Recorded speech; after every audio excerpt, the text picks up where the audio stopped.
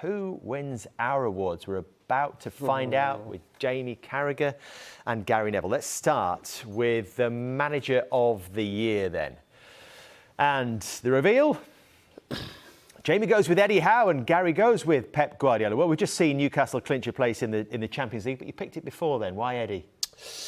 Because, I mean, it was either Eddie Howe or Pep Guardiola, because I think we all feel Pep will go on and probably win the treble. And how can you go against him if he does that? The only reason I went for Eddie Howe was because I feel like Man City have been in a position to almost win a treble most years. You know, they sort of get to March in April. Obviously, it's really difficult to do, and maybe they just fault it in something. Whereas I just can't believe from what happened last season to this season with Newcastle in terms of where they were when Eddie Howe came in and where they are now, Champions League football. So I actually felt there was more chance of Man City doing a treble, if you like, than Newcastle being in the Champions League this season. So that's why I've gone for Eddie Howe. How tough was it for you? Yeah, it was, because I think that Eddie Howe, De Zerbi, Eric Ten Hag, Mikel Arteta. I had Mikel Arteta at one point, I would have said a couple of weeks ago, because I think their jump... A couple of hours ago, wasn't it? Yeah, their jump. Gary O'Neill, Bournemouth, unbelievable job there to do what he did. Roy Hodgson coming in at Crystal Palace. So many managers have exceeded what we thought that they would do. But then there are only 3 teams in the history of English football that have got to a Champions League final, a FA Cup final and won a Premier League. Forget the fact that they might not win it yet, Manchester City. We know that Liverpool in '77 was stopped.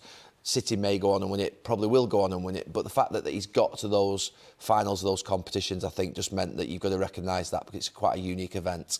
Do Manchester City also take Player of the Year? Both agree. Erling Haaland. Has he changed the dial, Gary? Yeah, I said it earlier on the season, we've all said it. It's the first time that I think the Premier League has signed a player that we think is going to go on to be the best in the world or is already at that level. Usually they go to Real Madrid, they go to Barcelona. In the last few years, they've gone to Paris Saint-Germain. They don't normally come to the Premier League. We have grown players that have gone on to become the best player in the world, like, say, for instance, Cristiano Ronaldo, but he came as a young kid and they've developed here and gone on to become that. I felt like this player was a phenomenon when he came. We knew he was going to be special, and what he's done this season is out of this world. It's like Messi, Ronaldo, isn't it, in terms of that goal a game? And 52 in 50. Yeah, and I was thinking about, before Haaland, Man City had maybe the best striker in the Premier League history in terms of like an out-and-out goal scorer, Aguero. I think his minutes per goal were maybe at top of the list anyway.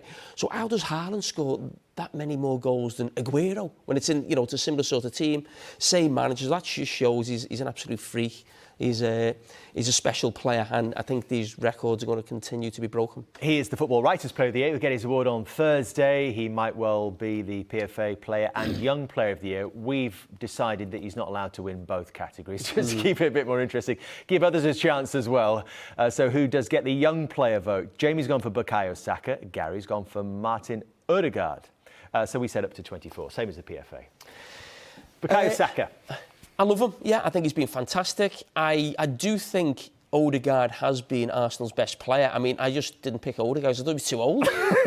You know, so not read the rules. Yeah, not read the rules again. But it just, to me, 24 does seem too old to be the young player.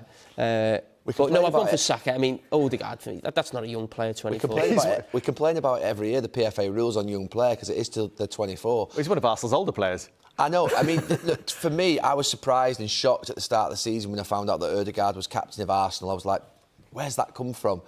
I agree with Jamie. I think he's been Arsenal's best player. Even in this last very difficult period, I think Odegaard has been outstanding. He really has. His quality on the ball, the way in which he plays. I think he's a player that, you know, would fit into Manchester City's team and just go in there with real ease. I love Saka. I mean, I think Saka plays football like we'd all want to play as a kid. He just looks like he enjoys everything that he does, and I love him to bits. But I think Odegaard's been an outstanding player, the outstanding player for Arsenal this year, and he's the best young player. I think I'm right in saying that Southampton, the only side with a younger average age. So there's lots for Arsenal fans to be excited about moving forward, and next season as well, potentially. Could be some signings on the way. Who's done well with signings this season? Let's have a look at the next category, which is the best signing. Jamie has gone for Manuel Akanji. I think you might have changed your mind, didn't you? Chestnut. Harry's gone for Casemiro. Oh, Chestnut. No, I was debating over 2 players today.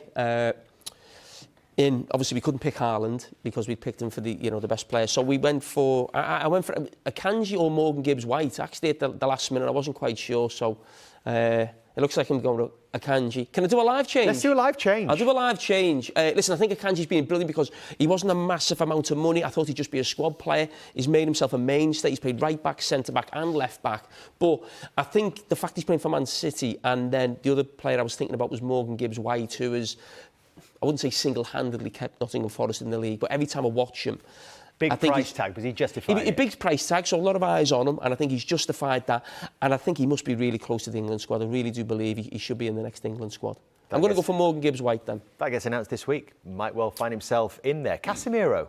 Yeah, I couldn't pick Haaland, which obviously is the signing of the season. He's had the biggest impact, I think, on his team. I couldn't think of a player that had as big an impact on their team singularly. And I look at Manchester United's season. Obviously, I think they're going to finish in the top 4 if they finish the job this week. They've won the Carabao Cup and they're in the FA Cup final. I genuinely don't think they'd be anywhere near top 4 or doing what they're doing in those competitions if it wasn't for Casemiro. I think the impact he's had on that team is like he makes them 20-30% better. So Can he continue to do that, do you think? No, I think moving forward, this is a signing for now, as in this season. I'm talking about, I had doubts about him in terms of the 5-year deal and the expense of it. I've still got those doubts. I should mention that. But in terms of when he's not playing and when he's playing, the jump in Manchester United's quality and performance is enormous. I don't think there's any signing that has had a bigger impact on a team as he has, because Manchester United, none of us had them in the top 4 after that first few weeks. Who'd have thought they'd be in 2 cup competitions and in the top 4? That is an unbelievable season. I think he's a big part of that. He's brought experience into the dressing room, and I think that he's done a good job. Sorry, I thought you were about to contribute. You normally do when you draw a breath like that. It normally means something. Biggest surprise, and we left this open-ended in terms of criteria. I want to see what they came up with for their biggest surprise. Are we signings updated as well, Morgan Gibbs-White? Here comes the apology, the retreat down the road. All right, yes, let's start with that then. Lisandro Martinez is too small to play in English football. He's too small to play in the Premier League. Yeah, that's not about Lisandro Martinez. That's about any centre-back. Any centre-back coming to the Premier League who is well under 6 foot, you think he's going to have a problem.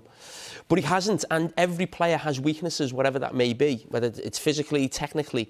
And the best players hide the weaknesses. We've all got them. No one's a perfect player. And I just looked at that and I thought, how can you overcome that in the Premier League? I mean, I wasn't the tallest centre-back, and I used to go into games worried that I'm going to get found out or I'm going to get sort of bullied in the air. And at times you lose big challenges, you lose goals. And I thought he's probably 3 or 4 inches smaller than me. But I think when you're talking about the role of Casemiro, and he's not in the Manchester United team, I think it's a massive drop-off when Martinez is not in the Manchester United team defensively, but also his ability on the ball and playing out from the back. And he's a warrior, he's a leader. And when you think of like that spine of the team, certainly him and Casemiro, 2 new signings, I think they've made a huge difference. So apologies, Lisandro, and all my Man United fans, if you can please stop tweeting me about Lisandro Martinez now that we go down very well. A little bit of humble pie for you. There you go, Jamie. Well done.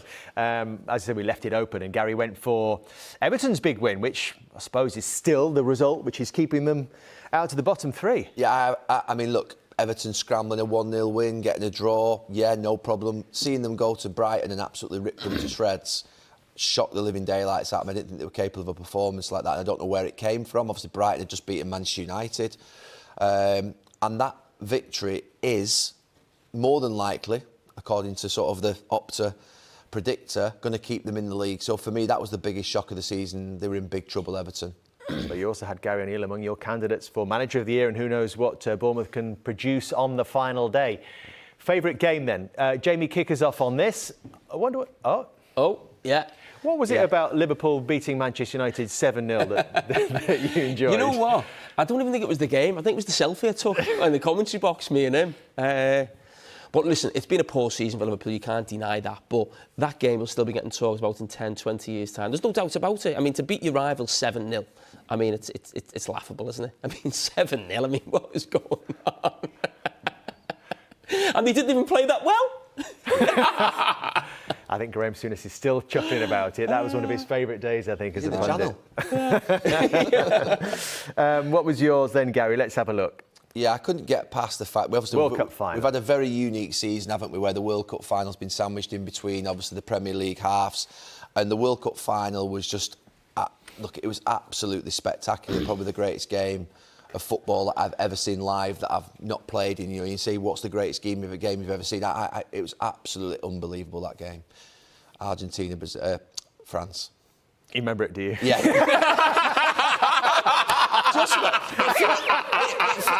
It feels like about 6 years ago. Earlier on tonight, I remember I actually recalled an interview that we did with Maddison. I said it was last season. It was actually earlier on this season. Yeah. It feels like this season's taken about 10 years. Ronaldo ignored us this season. Dead cat. I thought it was last season he ignored us.